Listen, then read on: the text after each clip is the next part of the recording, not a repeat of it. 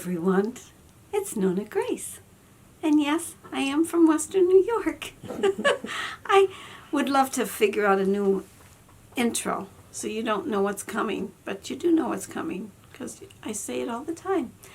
Well, yesterday I mentioned about how I was worried about some people having no food.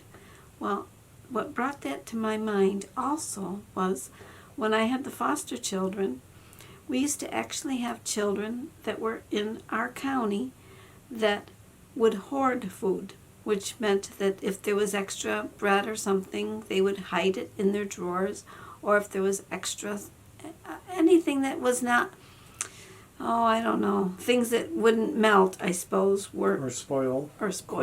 Quickly, yeah, because they used to take mostly bread and put it in their drawers and hide it. They used to hoard food. And the reason they used to hoard food is because they never knew when their next meal was going to come. I remember setting the table after we got done eating just so that they'd know there was another meal coming. And I remember also making a box. I had to think a minute, what did I do? Yes, it's been so long ago. It's been many years. I actually had boxes with a number on it because I didn't want to put a name on it because the names would change and the numbers could stay the same.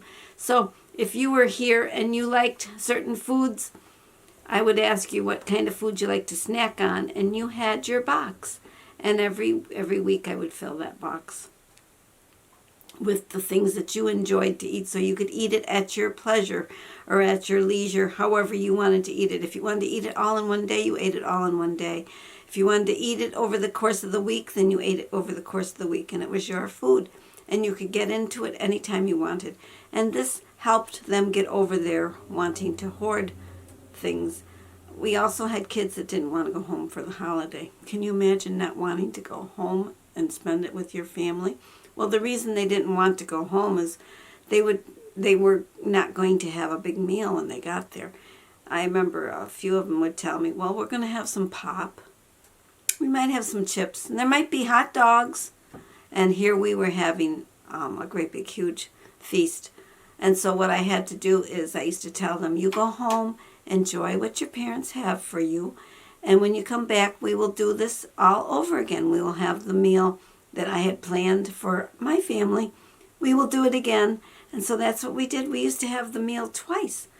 And it was difficult to do, but we did it just because it made the children happy to go home, because they really didn't want to go home, only because of the food. They were happy to see their parents, but they were not happy to go home and spend the holiday there. They really missed being at my house. Well, that was what I was thinking. Have a great night, and I'll see you all tomorrow. Bye.